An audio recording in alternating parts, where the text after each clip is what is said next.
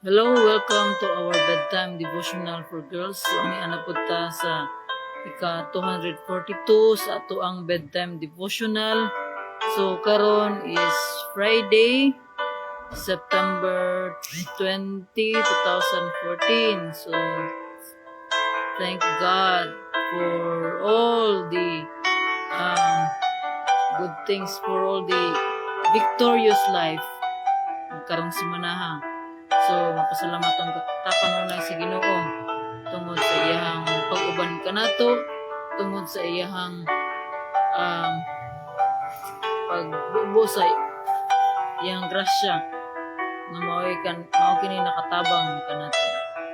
So, karong higayon na ang ato ang bedtime devotional. So, ato ang topic karon is memory verse. So, ang memory verse nga gihatag dinhi is naa sa 2 Corinthians chapter 3 verse 17. So, let's memorize this verse. 2 Corinthians chapter 3 verse 17. Naisumpay ani nga kuan is where the Lord is Spirit, and where the Spirit of the Lord is, there is freedom. So, 2 Corinthians chapter 3 verse 17. The Lord is Spirit. Now the Lord is the Spirit, and where the Spirit of the Lord is, there is freedom. So, balikon ko. 2 Corinthians chapter 3 verse 17. Now the Lord is Spirit, and where the Spirit of the Lord is, there is freedom. So let us pray. Father God in heaven, we glorify your name. Ikaw ang aming Ginoo, magbubuhat sa tanang mga butang. Maghari ka, Lord God, sa iyong kinabuhi, sa tanang panahon, sa tanang higayon. Lord, ani-anak pud kami, nining buluhaton para sa kahimayaan o sa kalambuan o sa expansion sa imong kingdom. Lord, kasalawa kami sa mga kalapasan, sa mga kasalanan, sa mga panahon nga wala kami sa imong presensya, nga nakabuhat kami sa mga butang nga dili makapahimuot sa imong ngalan. Tanggala kini Lord sa among kasing-kasing. Tanggala ang mga babag, Lord, sa among paghimo ug maayo para sa imong kahimayaan. Putli among mga kasing-kasing, Lord God. Make our heart pure. Lord, ikaw ang nakikita sa among intention, sa among kasing-kasing. Let be the intention of our heart, Lord God, nga makapahimuot diha sa imong maging harian. Lord, baguha usab among hunahuna. Karon kami angayan sa imong mga gisaad, imong giandam nimo alang kanang tanan. Aron kami mahimo kaming kasama ni Kristo sa iyang kinaiyahan. Mahimo na mo kini Lord pinaagi sa imong gahom. Kung kami Lord God sa imong balaang espiritu, giyahay kami Lord God sa imong pagkamatarong. Kung kami Lord sa imong kaalam sa kahibalo. Makasabot kami Lord God kung unsa ang imong mensahe nga imo ipadayag dinhi kanamo. Lord, mamuhat ka sa mata ko sa kanamo Lord God. Mahimo kaming sama ni Kristo ug mas dagan pa ang makaila nga naay Ginoo nga buhi nga angay namong saligan. Mao ikaw ang mahan nga naa sa langit ug ang imong anak nga si Jesus ug ang balaang espiritu nga ania kanamo. Lord, all the glory belongs to you, Father in heaven. Yung tanan Lord God, salamat sa imong pag-uban kanamo gikan sa pagsugod hangtod sa pagtapos nga ang imong ngalan maoy mahimaya. Sa ngalan ni Jesus. Amen. So again, may gabi so atong topic karon is memory verse. So atong memory verse is 2 Corinthians chapter 3 verse 17. Ano to? Mayananit. Memory verse. So listen. So before ta nga kuan. So atong pamalandungan kanunay before ta mga tulog karong higayuna nga tagaan nato og panahon ang pagtuon sa pulong sa Ginoo. Importante kani para mulambo ang ato ang pagtuo ug maupod kini ang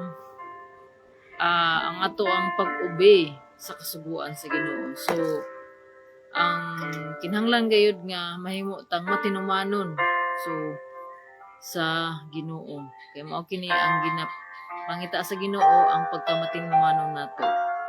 So dili ta maingon nga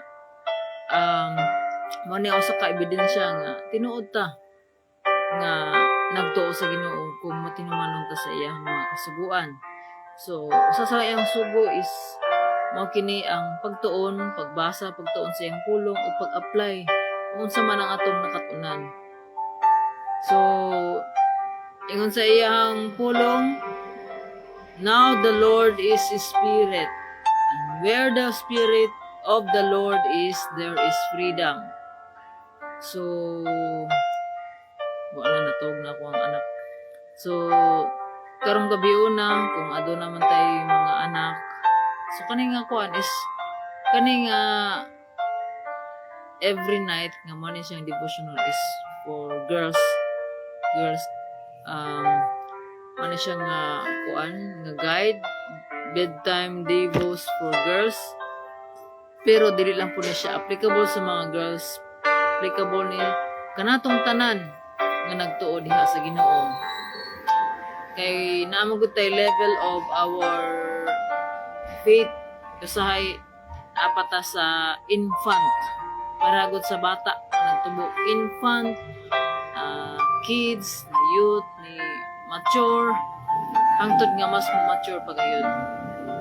So gina-prepare ta sa Ginoo while Jesus tuwa sa langit nag-andam og mga lawak alang kanato aron pagbalik niya dadon ta niya. So kinsa tong nituog misalig diha sa Ginoo mao kini ang giandaman ni Jesus. So unsa may buot pasabot aning where the Spirit of the Lord is, there is freedom. So ang Ginoo mao ang espiritu ug hain gani ang espiritu sa Ginoo ana ay kagawasan. Nganong ana may kagawasan? Tungod kay katong panahon nga wala pa ang Ginoo sa ato ang kinabuhi. So kung atong masabtan ang kinaiyahan sa tao nga wala pa nidawat kang Jesus, wala pa nito kang Jesus is ang mga tao kaniadto is enemy of God. Nganong enemy of God is wala gid mangita diha sa Ginoo. So mao na siya ang reality nga wala ta mangita sa Ginoo. Og ang ato ang mga salabutan, ang atong mata nasampungan, nataptapan kini. Ang nagtaptap kini mao ni ang kaaway. So kita tao nga wala pa diha sa Ginoo, kaaway ta sa Ginoo. So kinsa ato ang kaaway? Ang Ginoo. So mao na nga tungod sa dakong gugma sa Ginoo. Gusto sa Ginoo i-restore ang na bungkag nato nga mga image ato ang pagkatao tungod na bungkag kini na broken kini tungod sa ato ang mga binuhatan, tungod sa ato ang pagka-rebellious, tungod sa atong environment. So ang tanang nga gibuhat sa Ginoo maayo tungod kay ang Ginoo maayo, but because of our environment mao na nga na-distort ang ato ang view, na-distort ang atong image. So mao na nga nianhi si Jesus to save us and to restore our broken nature. So mao na nga wala nianhi si Jesus to condemn us but to restore us. Kay katong wala pa ta sa Ginoo, we are separated from God. We are separated from God. We are enemies of God. So unsa kana ka delikado. So asa man ta mapadulong ana. So mapadulong gyud ta sa kalaglagan nga mao ang ang eternal separation from God, mao ang hell. So hell is real. So kung ang heaven is real, so ang hell pod tinuod. So mao kana nga kung where the Spirit of the Lord is, there is freedom. Nga naman, from the time nga midawat ta, atong gidawat si Jesus as our Lord and Savior. So sa pagdawat nato is nituo ta kang Jesus. Nga iyatang luwason sa ato ang mga kalapasan, sa ato ang mga sala. Iyatang luwason sa pagkataptap sa atong mga salabutan. So mao kana nga from the moment nga ato ang gidawat si Jesus, so gihatag sa Ginoo ang iyahang espiritu. So mao kini ang espiritu, mao kini ang nagbungkag sa taptap sa ato ang mga salabutan. So ingon dinhi ang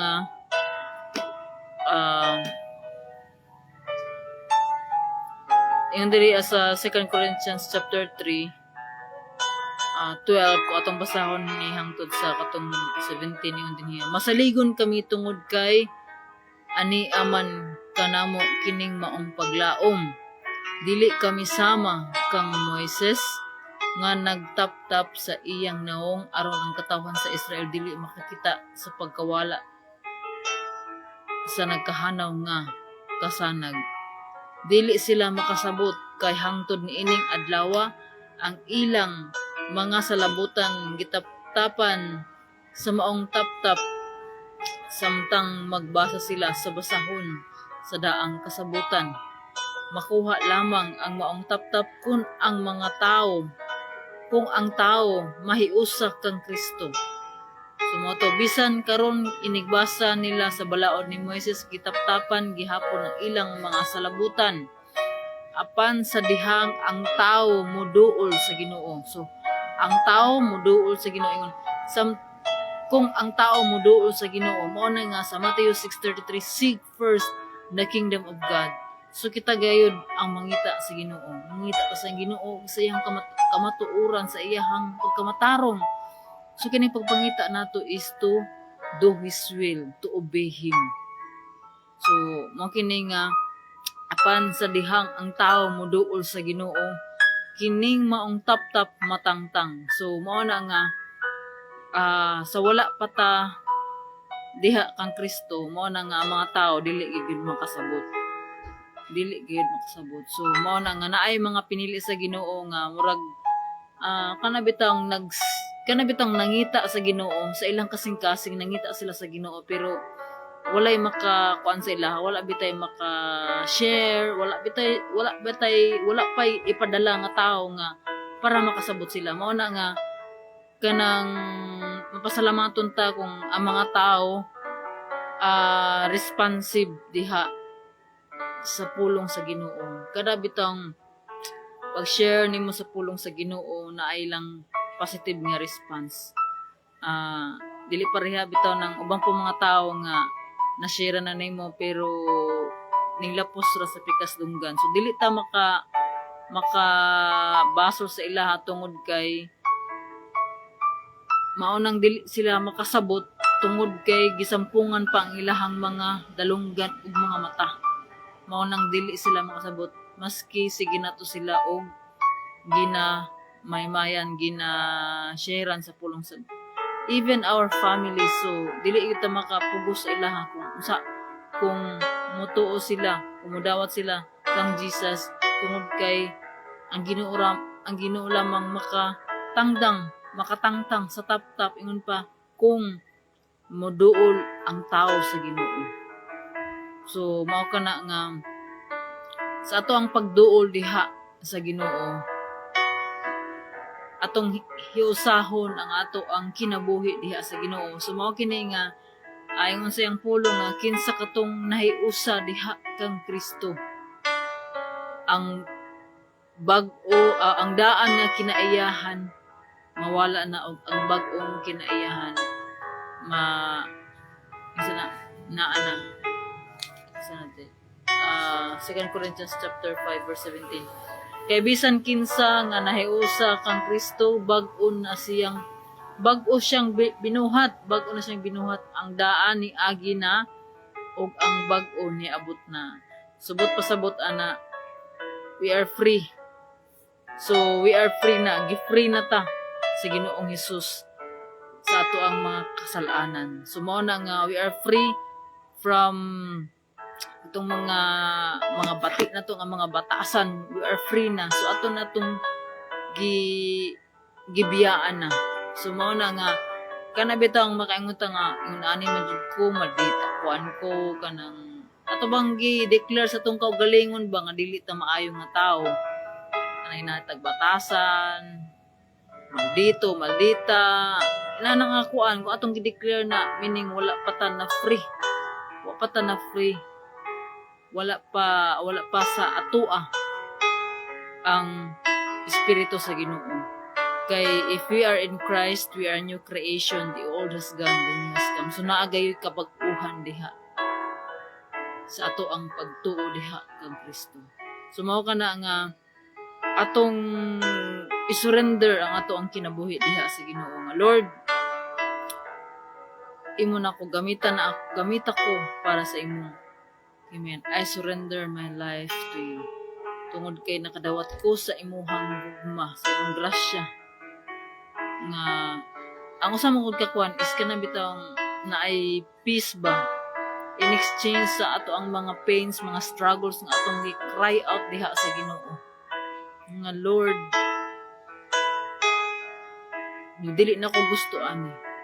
Usahay bitaw ka ng usay na yung mga panghitabo sa ato ang kinabuhi nga kinahanglan pa mahitabo para lamang gayud nga mobalik ta sa Ginoo, para tawagon na to, pangitaon na to ang Ginoo. Sumo na siya ang realidad ug ako naka-experience ko ana personally. So mao ni nga tungod sa akong na-experience nga gugma diha sa Ginoo, mao ni nga ay kuan kanang ako pong i-share po, dili na ko ma-contain lang sa ako ang kaugalingon nga ako lang ang naka-experience niyan. So ako ang i-share diha sa inyo nga mga naminaw ni ani karon nga ang Ginoo nahigugma kanato. Gusto sa Ginoo nga makigrelasyon diha sa tagsa-tagsa kanato. So mo kini nga ingon to sa atong gibasa nga kung wala pa ta, kung kanabitang ang tao nga dili pa mangita sa Ginoo, kanabitang mas kuan pa ang iyahang worldly pa niya nga ang iyang desire is worldly. So meaning wala pa kaniya ang Ginoo. So nataptapan pa ang iyang mata, nasampungan ang dalunggan. So dili siya makadungog. So mao na nga kung nahiusa ta diha kang Kristo, ingon daw kung kung muduol ta sa Ginoo. So ang tao gayud ang muduol. Kaya ingon pa sa iyang pulong sa Jeremiah nga you will find me if you ingon ang Ginoo, you will find me if you seek me with all of your heart. So ang Ginoo naara kanato, ang Ginoo naara sa atoa. Kaso gusto sa Ginoo nga pangitaon na to siya. Makigrelasyon ta sa iya. Tugod kay gusto sa Ginoo nga gusto sa Ginoo nga i-bless ta. Mao kana ang role sa Ginoo is to bless us. Ug atong role is to pasalamat ta kanunay. To be grateful always sa mga nadawat nato matag adlaw, sa grasya, sa gugma, sa mga provisions, tanan nga mga gipanghatag sa Ginoo sa atoa. So mao kini nga verse is where the Spirit of the Lord is, there is freedom. There is freedom from sin. So dili na ta makabiya na ta sa kana nga sala nga mao'y nakahatag kanato og kaalautan. So mao kini nga sa dihang muduol ta sa Ginoo, mafrita from every painful nga mga experiences tungod kay ihatag sa Ginoo ang kalinaw nga iyahang dugay na nga nga ihatag sa Ginoo sa kanato. Kaya di ba ningon sa ingkwan nga I will give you peace. So wala po nagpasabot na ang dili ta maka-experience og mga trials, troubles. Kay samtang naa pa ta diri sa kalibutan. The world is not perfect. So we can experience many challenges, pains, troubles, trials sa ato ang palibot. So ang gusto sa Ginoo nga kanunay ta nga muduol sa Ginoo, mutawag kaniya. Nga kanunay ta nga makig-communicate kaniya through our prayers, and God communicate to us through His word. So mao kini ang gihatag nga pulong sa Ginoo karon nga naa ang Espiritu sa Ginoo naay kagawasan. Ang Ginoo mao ang Espiritu. Ug hain gani ang Espiritu sa Ginoo ana ay kagawasan. Kitang tanan naglarawan sa himaya sa Ginoo, pinaagi sa atong mga naong nga dili tinaptapan. So kani nga naong we are created in the image of God. So say lamang distorted ang ato ang image because of the sin and because of our environment. So magkini nga busa gipang usab kita ngadto sa iya gayong dagway sa labi pang dako nga himaya, ang maong himaya nagikan sa Ginoo nga mao ang Espiritu. So the Lord is Spirit, so worship the Lord in spirit and in truth. So mao kini nga ang Ginoo ra gyud ang makahatag kanato kagawasan kung unsa man ang mga struggles, kung ikaw nga naminaw karon, kung unsa man mga struggles sa imo ang kinabuhi karong panahon na karong higayuna, ihatag duol sa Ginoo, ihatag kana diha kaniya tungod kay ingon sa iyang pulong nga kinsa katong nabug-atan. Ingon sa Mateo 11, ingon sa iyang pulong sa Mateo 11:28 nga duol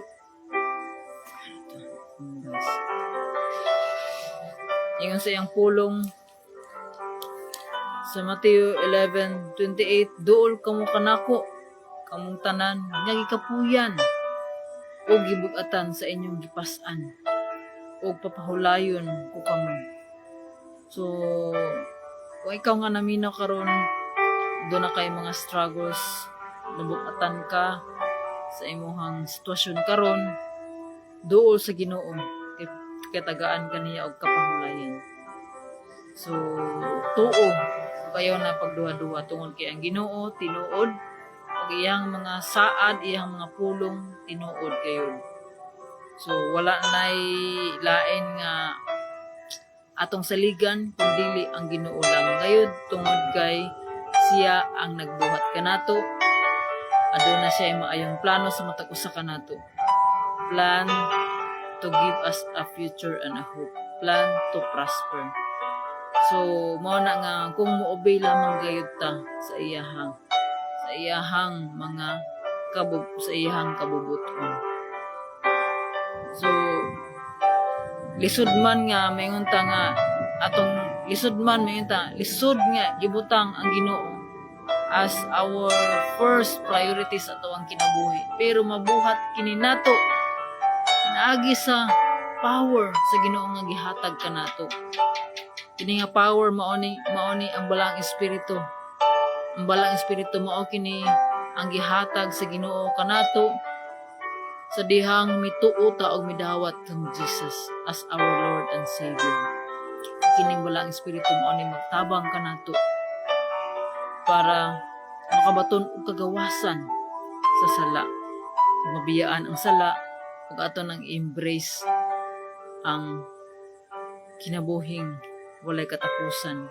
Kinabuhi nga gipromise sa Ginoo nga kalipay, kalinaw sa ato ang kinabuhi. So God first. Sa ingon pa, seek first the kingdom of God and His righteousness, and all these things shall be added unto you. So to God be all the glory. So let us pray.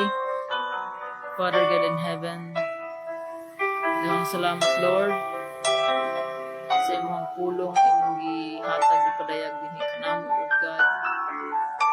Nga kung asa ka Lord God adunay agawasan. Agawasan Lord God gikan sa mga tap-tap Lord God sa among mga mata, sa among mga dalunggan nga aron dili kami makasabot. Salamat Lord nga pinaagi sa imong Espiritu Lord God. Nakasabot kami Lord God sa imong kinaiyahan, sa imong gugma Lord nga imong gihatag dinhi kanamo Lord God. At tungod sa kinabuhi ni Jesus, tungod sa iyang kamatayon, nakabaton kami og kagawasan, nakabaton kami og kinabuhi nga walay katapusan. Salamat Lord God sa imong pag-uban kanamo Lord God. Amuhat ka Lord God sa matag usa nga naminaw ni ini nga mensahe. Nga ikaw lamang ang makahatag og kagawasan Lord. Gikan sa among mga kalapasan sa mga butang nga dili makapahimaya diha sa imong ngalan. Lord, mamuhat ka Lord God sa matag usa Lord God. Nga aron mas mutubo kami sa imong gugma. Aron daghan pa ang mga katawhan Lord nga mutuog musalig diha kanimo Lord God. Tungod kay ikaw ang Ginoo buhi ug maong hari ug maoy nagbuhat sa tanang butang. Dalaygon ka Lord, tanang dungog himaya kanimo lamang. Sa ngalan ni Jesus. Amen. Amen. So again, may gabi sa tanan. Good night and God bless and see you tomorrow. Bye.